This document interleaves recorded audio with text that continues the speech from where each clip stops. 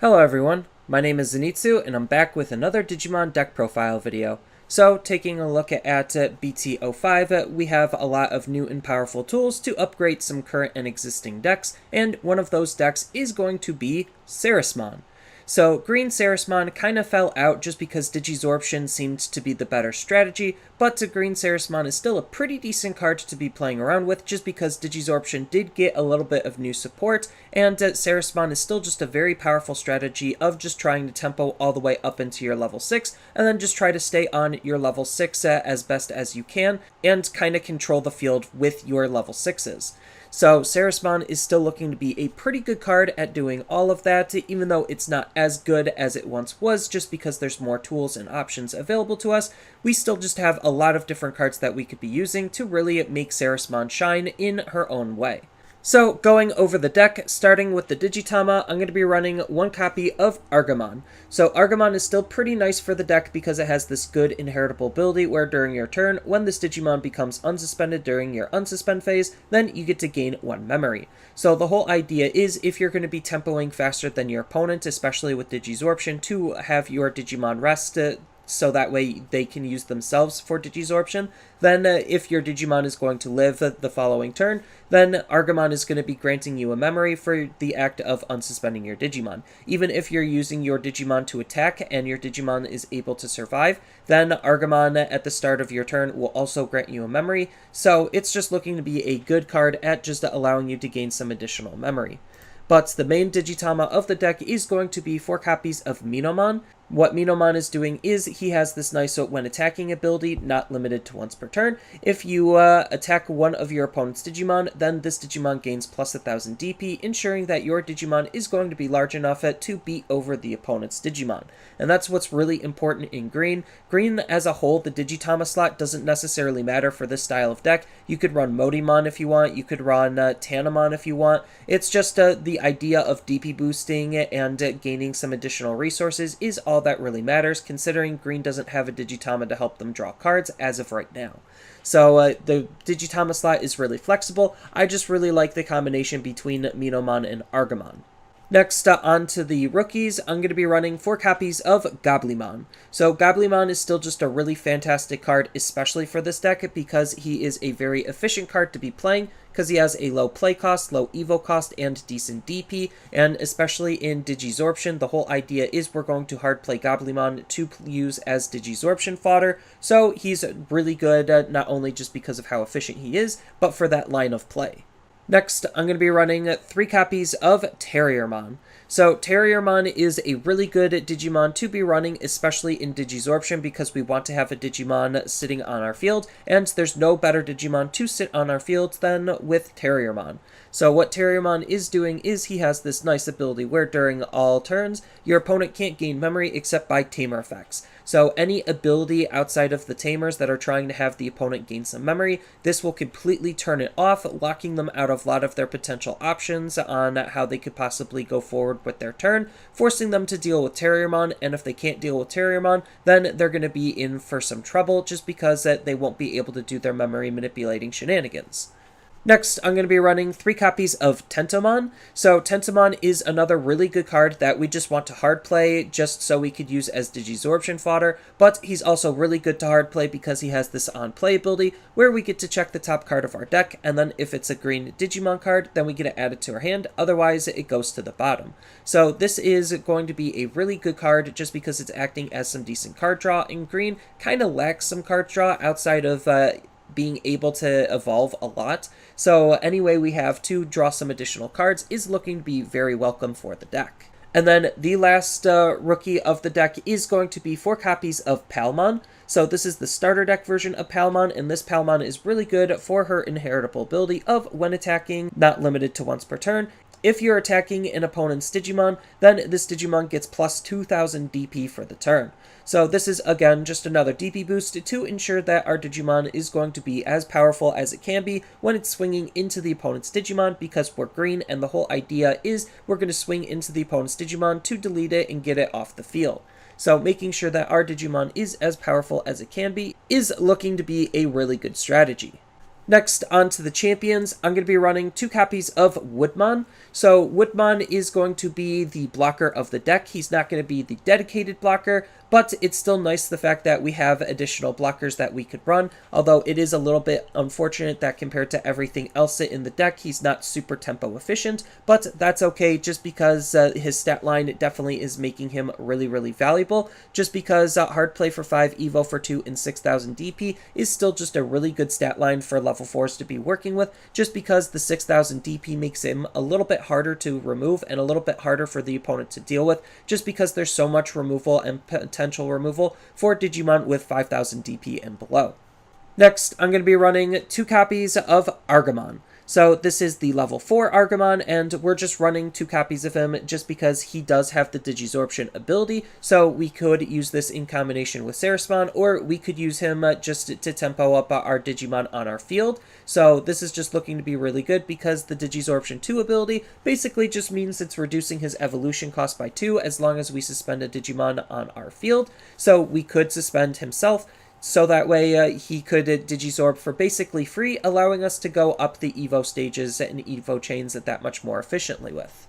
Next, I'm going to be running 3 copies of Stingmon. So Stingmon is a filler card. It's kind of a flex spot for the deck. This could really be almost anything you want it to be. I just feel like for what the deck is trying to do, the fact that he also evos for 1 makes him really, really good. And his inheritable ability during your turn once per turn, when this Digimon deletes an opponent's Digimon and survives the battle, then we get to gain 1 memory. Again, just allows us to enhance and extend some of our plays, especially since we're the very memory efficient color of green.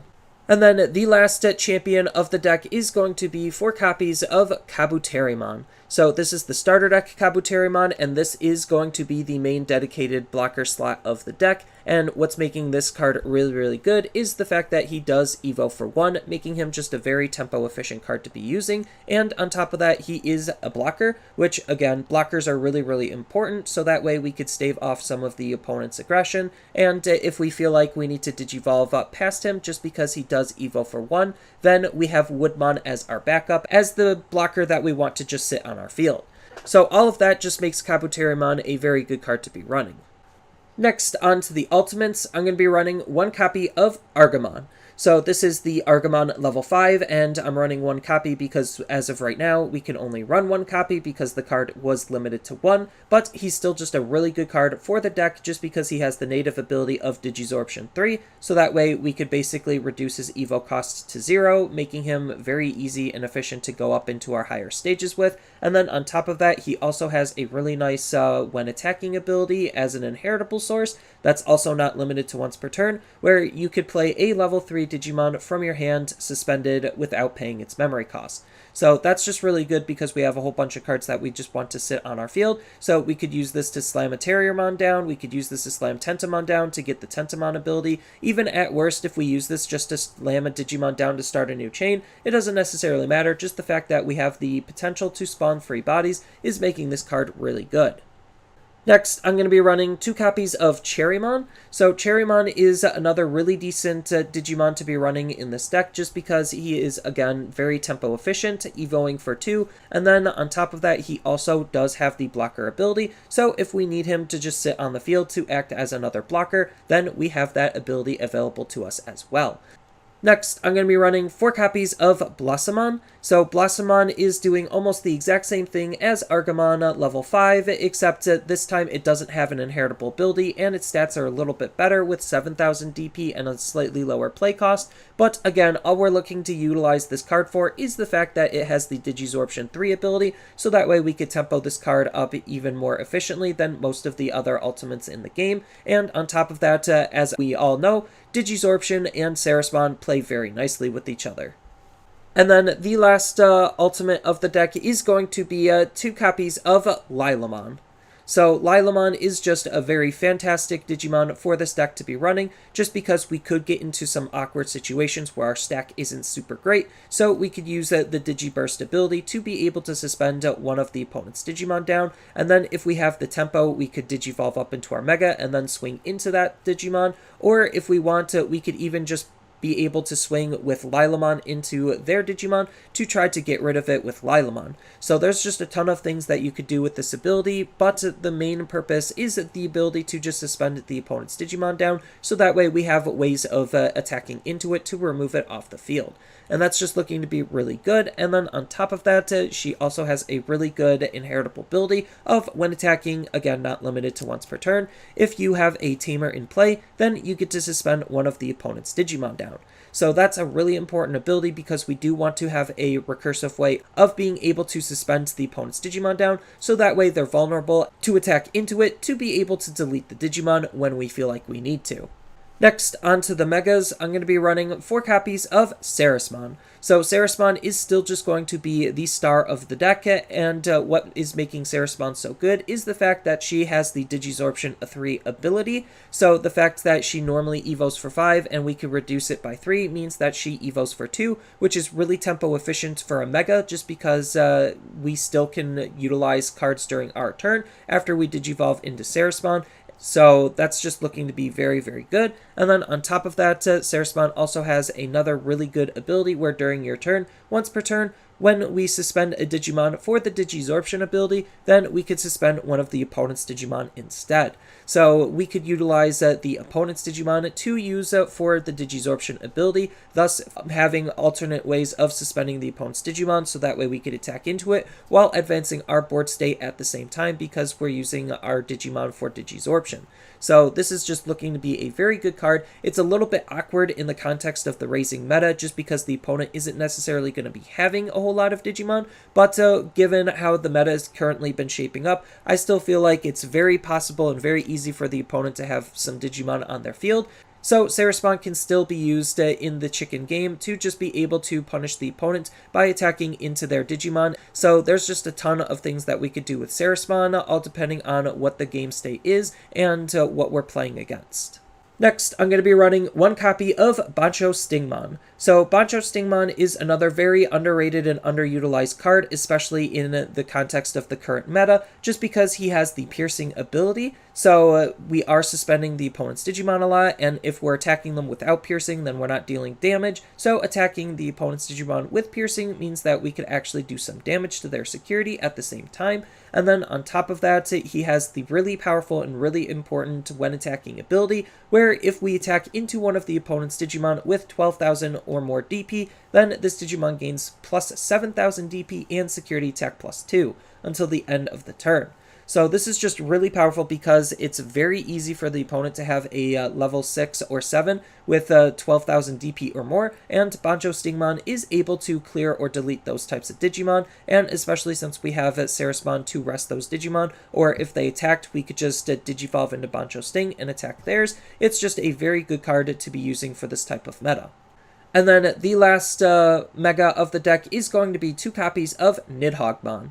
So Nidhoggmon is, well, just Nidhoggmon. He's still one of the best, if not the best, green Digimon we have to be playing around with, where he has 13,000 DP as a level 6, so he's just naturally a little bit stronger than most others, especially if we make him stronger with any inheritables, but we're looking to utilize his when Digivolving of Digiburst 4, so we don't really care about his inheritables too much, because we're just getting rid of all of the inheritable sources to basically suspend all of the opponent's Digimon with 5,000 DP or less, and then any of their suspended Digimon just get put to the bottom of their deck. So this is just acting as, again, another form of hard removal, and this combos very nicely with Ceresmon because we could use Ceresmon to Digizorb all the way up into Nidhoggmon, and then utilize the fact that we're resting Digimon on their field to use Nidhoggmon to basically board wipe them and put them all to the bottom of the deck. So that's just a huge tempo swing, and even if we don't have Ceresmon, just Digivolving into a Nidhoggmon, given the right timing, could be very devastating and backbreaking for the opponent. Next, on to the level 7s, I'm going to be running 2 copies of Chaosmon. So this is just the normal Chaosmon, and we're playing this just because he is going to be the main level 7 that we want to use in the deck because he has the piercing ability. So again, we do want ways to attack into the opponent's Digimon to actually gain some sort of benefit, but on top of the fact that he does have the piercing ability, he has a very nice when Digivolving ability where we get to unsuspend this Digimon, then it can attack into one of our opponent's Digimon that's unsuspended. So this is just a really powerful ability because it's almost like pseudo blitz. We can't attack any target, but the fact that we could attack into one of the opponent's unsuspended Digimon is just really powerful because it just allows us to try to control the opponent's board in a slightly different way than what Ceresmon normally is able to. So just having that level of utility just gives the Chaosmon a lot of extra playability. Next, onto the option cards, I'm going to be running one copy of Hidden Potential Discovered. So, Hidden Potentials Discovered is another card that is limited to one, so we can only run one at this current time. And this card is super powerful because while it doesn't interact with Ceresmon itself directly, because we can't use the Ceresmon to rest one of the opponent's Digimon for the cost of Hidden Potential Discovered, it's still just a very good card where we get to suspend one of our Digimon to reduce the Digivolution cost by 5 if we're going from our green Digimon to something else. So this is really good because we could use Hidden Potential to get up into Nidhogg, we could use Hidden Potential to get up into Ceresmon, we could use Hidden Potential to get up into Chaosmon. There's just a lot of possible targets that we could use with Hidden Potential to just gain some additional tempo out of nowhere. And it also has the nice security of being able to add itself back into our hand. So even though it is a one of, if it's checked in the security, we could still possibly use the card, which makes it really, really good. Next, I'm going to be running 2 copies of Needle Spray as the last option of the deck, and what this card is doing is it has the nice main ability of allowing us to suspend one of the opponent's Digimon. So we do need ways of consistently trying to suspend the opponent's Digimon, so that way we could attack it, and that way we could get it off the field and control the field that way. So Needle Spray is just really good at having a cheap option to suspend the opponent's Digimon down, and then on top of that, it also has the nice security ability of activating its main ability, then adding this card back into our hand, so it's acting as a little bit of defense in the security by potentially resting one of the opponent's Digimon down, and then we also could reuse the card because it added itself back into our hand, all combining to make Needle Spray a really good card. If you wanted to, you could think about using Flower Cannon, but they're basically doing almost the same thing, and I like the consistency of what Needle Spray is doing over Flower Cannon anyway. Next, onto the Tamers, I'm going to be running 2 copies of Mimi. So I was kind of going back and forth on my Tamer ratios, but I think having too much Mimi is too much of a good thing, and we don't necessarily need too many Mimis. We're just using Mimi because she is a memory fixing Tamer, so if our memory is ever less than 3, she'll just hard set it to 3, so we don't need to have more than one of that on the field at a time. And then on top of that, the main ability basically allows us to have another breeding phase as long as we have a level 5 or higher green Digimon on our battle area.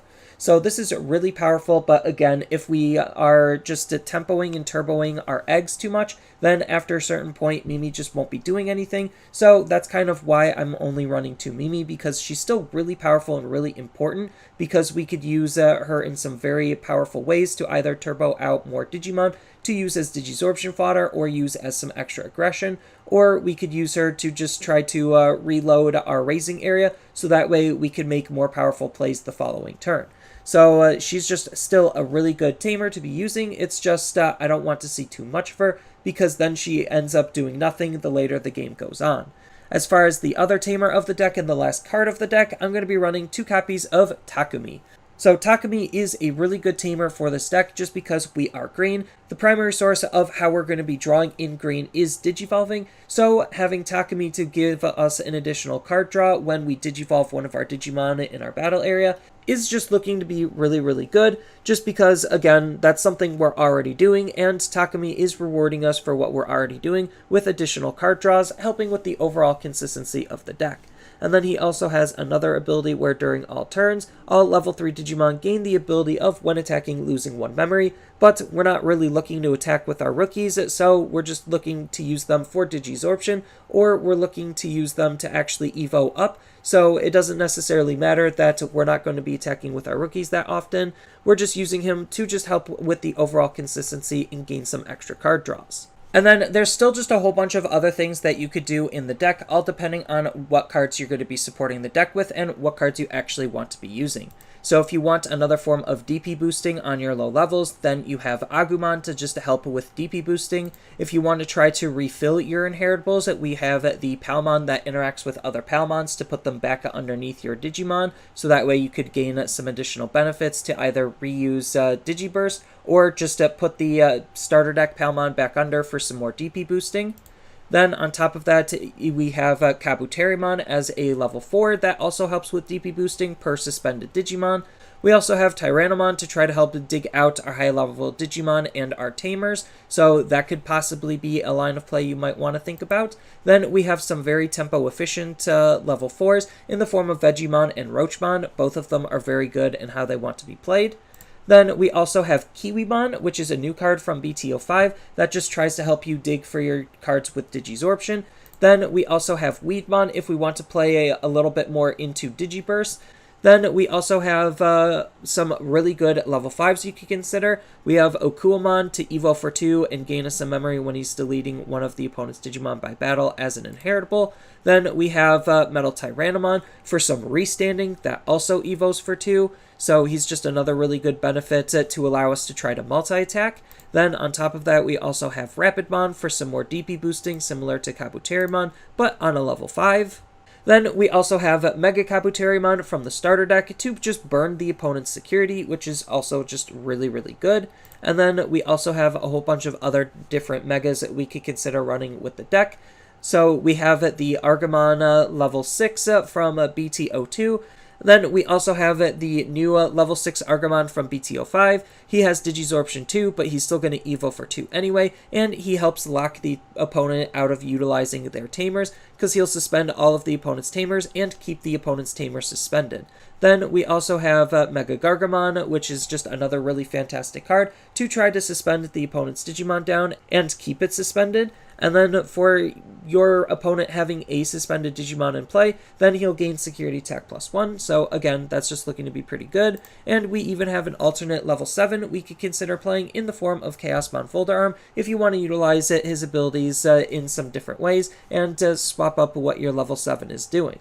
Then we do have a couple of other powerful option cards. Some of the more noteworthy ones would be Terrace Cluster, just because it's acting as some good removal where we could use Ceresmon to rest one of the opponent's Digimon down and then Terrace Cluster it to the bottom of the deck, and that's looking to be pretty powerful. On top of its security ability acting as some form of defense by activating its main, we have Royal Nuts as a very low-costed option card to, again, help us look for our Digizorption cards so that way we could make sure Ceresmon is going to be as powerful as it possibly can be.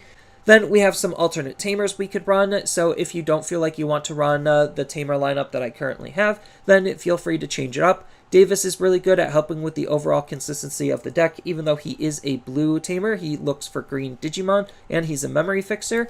But if you want to run another different type of memory fixer, then Ken also is a memory fixer for green, and on top of that, he interacts with deleting the opponent's Digimon by battle, and gives us an additional memory for doing that, so that's something we're already kind of playing with. And then on top of that, we also have Izzy and Mimi if you want to run a duo Tamer, just because having the opponent have a suspended Digimon in play isn't going to be the hardest thing in the world, because most of the time they're going to want to try to attack, and then it's going to be suspended, so that's looking to be pretty good at just easy ways of gaining 2 additional memory. And then the ability to just basically go from your level 5 to level 6 could be kind of handy. I don't think it's going to be triggering that often, but who knows, you could make and build your deck to accommodate more of this type of ability. But either way, the other Tamer options are all looking to be pretty good, on top of just, again, lots of different ways you could build the deck and lots of different things you could do with it.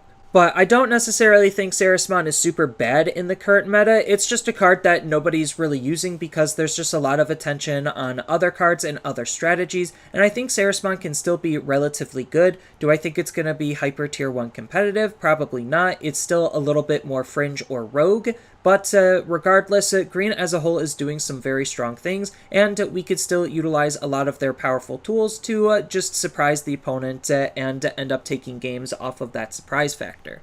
So that's all I really have for this video. As always, feel free to tell me your thoughts down in the comments below, and down in the description below are a couple of different ways you could support me and the channel. So I do have a TCG Player affiliate link, so when you use that link to buy cards off of TCG Player, then some of that money will go to supporting me and the channel. I also do make and sell playmats over on Overcard Gamers on Facebook, so when you buy a playmat with my design, then some of that money money will also go to help supporting me and the channel. And on top of all of that, I do have a Twitch account over on twitch.tv/Zenitsu, so giving me a follow and a subscription also helps support me there, and I do play Digimon on top of various other games on that platform as well. So thank you everyone for watching, and as always, don't forget to like, share, and subscribe for more content, and I'll see you in the next video.